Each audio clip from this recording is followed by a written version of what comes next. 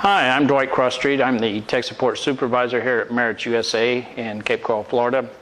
Some of you I already know, some of you I don't. If you need to get a hold of us for any reason, whatever, give us a call at 1-800-963-7487, extension 103, and that'll put you right into the tech queue. You can also email us. You can email Rohan at rsmith@meritusa.com.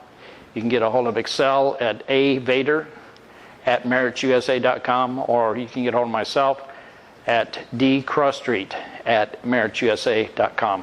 What we're going to do is try to put together some videos here to help you out in the field, to kind of give you an idea how to set up the product, a little bit of troubleshooting on it, and hopefully show you how to get the best out of the product. And this will help to give the end user the best product experience that they can have. I'm not going to go to, the videos will also be available on our website. Just give us a day or so to get them uploaded and get them on all the pointers pointed at them. I'm not going to go through all the specifications of the products. You can get that either on our website, out of our catalogs, out of the slicks, or even through the product videos on the ones that we have the product videos on. So let's get started. If you run into anything where you need a video to actually show you like how to put something together, or you're having issues trying to troubleshoot something or something of that nature, just let us know and we'll try to put together a video and either put it up on the website, or if it's a short enough video, we can email it to you. Today we're going to take a look at our line of beds, kind of show you what they're all about, what the differences are between them, and how to set them up, and a little bit of basic troubleshooting on them. So let's get going. This is our B320 full electric bariatric bed. In a full electric bed, 3 sections of the bed are motorized. The head section can be raised or lowered by the motor. The foot section can be raised or lowered by a motor. And the height of the bed can be raised or lowered by the action of a motor. On a semi-electric bed, only the head section and the foot section can be raised or lowered by a motor. The height of the bed can be changed by a manual hand crank on the footboard.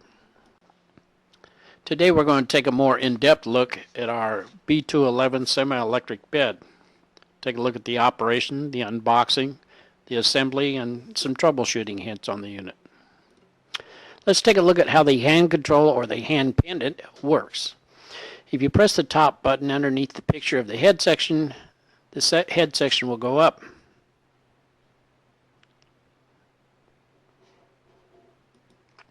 If you press the top button underneath the picture of the foot section will go up.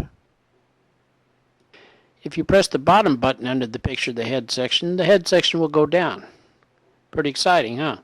And it stands to reason if we push the bottom button under the picture of the foot section will go down. If we push the top middle button, the head and the foot section both will go up.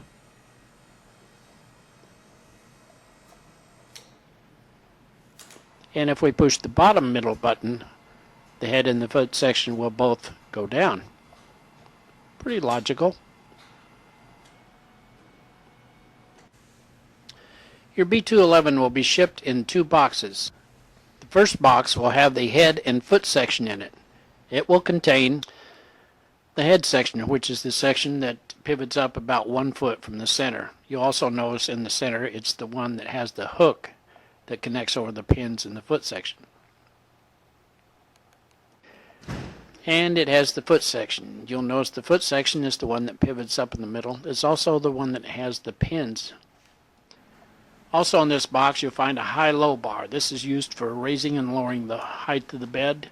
It will be compressed when you receive it in the box. You'll also find a shipping bar in this box. It can be discarded after the bed is unpacked. The head and footboard box contains, of course, The headboard, it's easily recognizable. There is no clip under it for the hand crank, and there is no hand crank attached to it. And the footboard. The footboard will be easily recognizable by having the hand crank installed on it. If you have an older version, it will have the slot for the hand crank and a clip underneath to hold the hand crank onto the footboard. Inside you'll find a smaller box that contains 4 wheels, 2 with brakes and 2 without.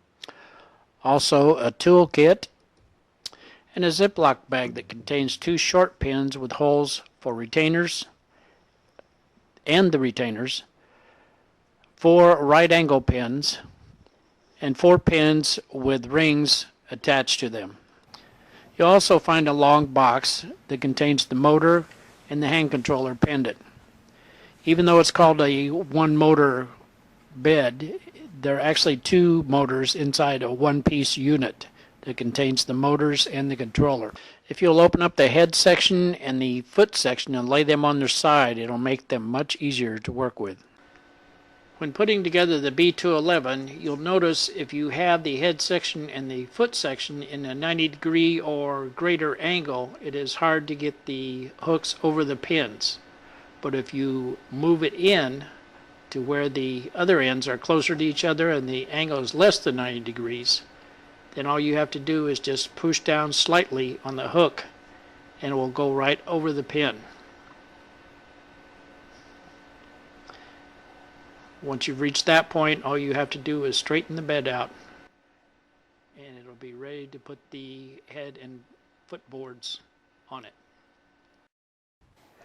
Next, with the head and foot section straight, where they overlap each other, insert one of the 3/4 inch pins into the hole.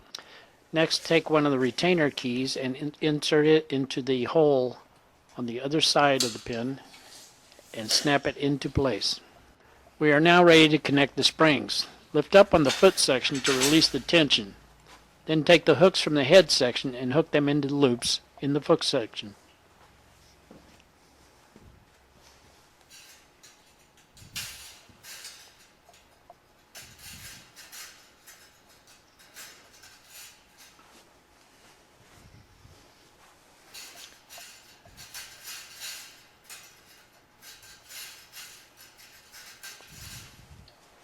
You can now lower the foot section back down in preparation for installing the headboard and the footboard.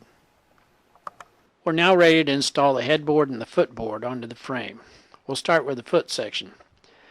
Lift the foot in the frame and position the footboard at an angle so that the bottom pin is directly under the bottom hook of the frame. With the bottom pin in place, tilt the top of the footboard toward the center of the bed. Top and the bottom hook should now drop into place. Repeat essentially the same procedure for the headboard.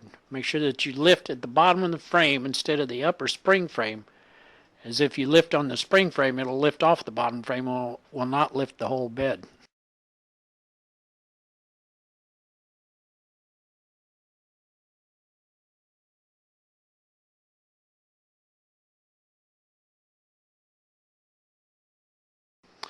You're supplied with 2 wheels without the brake and 2 wheels with the brake. The wheel with the lever on the side is the one that has the brake on it. Installing the wheels is easy. Simply lift up on the bed and take the stem and slide it up into the receptacle on the leg of the bed. Repeat the process with all 4 wheels. You should have one with the brake and one without the brake on each end of the bed. It's better if you place the brakes diagonally from each other. Next, we're going to take the 4 right angle bent pins and place them in between the pins on the frame in the little hole. This will limit the movement of the headboard versus the frame and keep it from coming out. Repeat this step for all 4 corners. Next, we're going to install the high-low bar. If you look at one end, there's a chrome bar inside. The other end has a painted bar inside. The high-low bar is shipped compressed to save space. About 8 inches from the end that has the painted bar insert, you'll find a spring-loaded button. Depress this button and pull on the chrome section to extend it out. It will pop into the next hole. Advance it through each of these holes until it gets to the number 5 hole. You may have to adjust it later but that hole is usually the one that is close.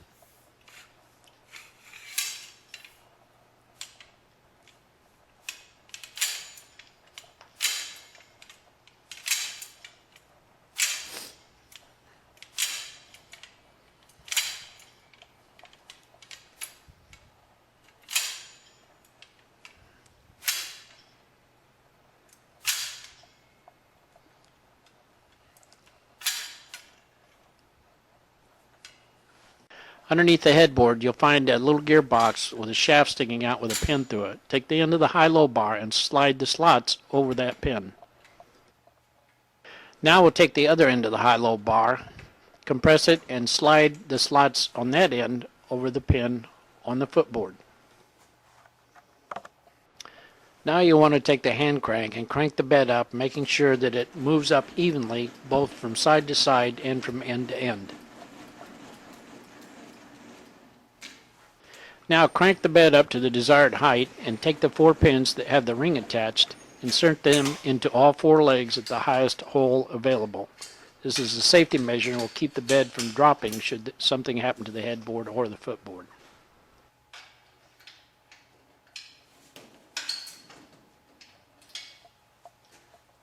We're now ready to install the mattress. If you look on each end of the spring frame, you'll find what appears to be a handle.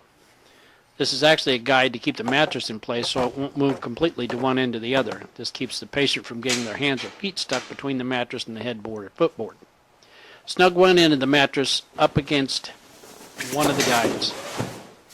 Then press the other end down and tuck it into the opposing end.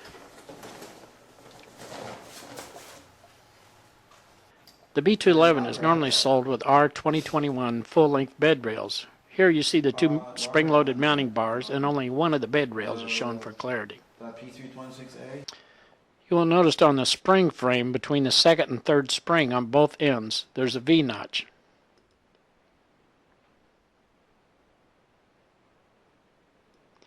With the knob down and facing the center, slide one of the chrome sections into the notch on the other side of the bed, compress the rod, and insert the other one into the notch on this side. Repeat the process with the other end of the bed, sliding the chrome hook into the slot on the opposite side of the bed, compressing the bar. I like to use my knee for a little help there, and then slide it to the slot closest to you. Now it's just a matter of extending the rail out and inserting it in the receivers on both ends. Pull the knob towards the center and adjust the rail to the desired height on both ends. As you have seen, the B211 is a fairly simple bed, not really a lot to go wrong, but if something does go wrong, let's take a look at what we can check to find out what caused it. Make sure you have the motor installed so that the motors are pointing away from the bed. There are also symbols embossed on the ends of the motor showing which end is the head and which section is the foot section. If installed incorrectly, it could damage the motor. If you look on the motor, you'll see a connection for a 9-volt battery. Should the motor get stuck in the up position, the battery should give you just enough power to get the sections back down again. That, of course, won't help if it's mechanically jammed. To see if the issue you're having could possibly be a mechanical one, disconnect the motor and remove it. Try lifting each section up to see if there's anything that appears to be bent or is jamming. Through the years, there have been improvements made to the motor and the hand controller pendant. Unless you have an older motor and pendant, it shouldn't be of any concern, but should you somehow end up with a mix of old and new units, here's what to look for. If you have the correct motor and pendant, the cord should lay across the motor when plugged in. If you look at the plug, there's a little dimple on one side. That should be on the same side as the cord on the new units.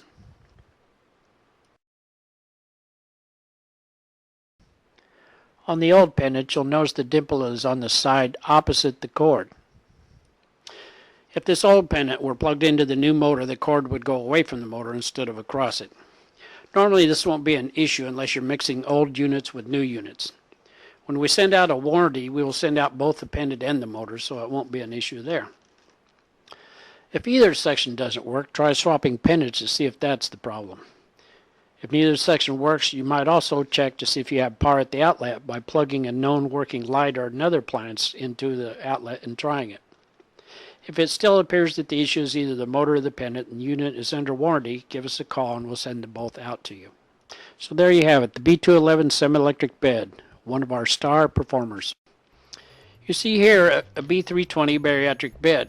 We'll have videos online to show you how to set up and troubleshoot them also.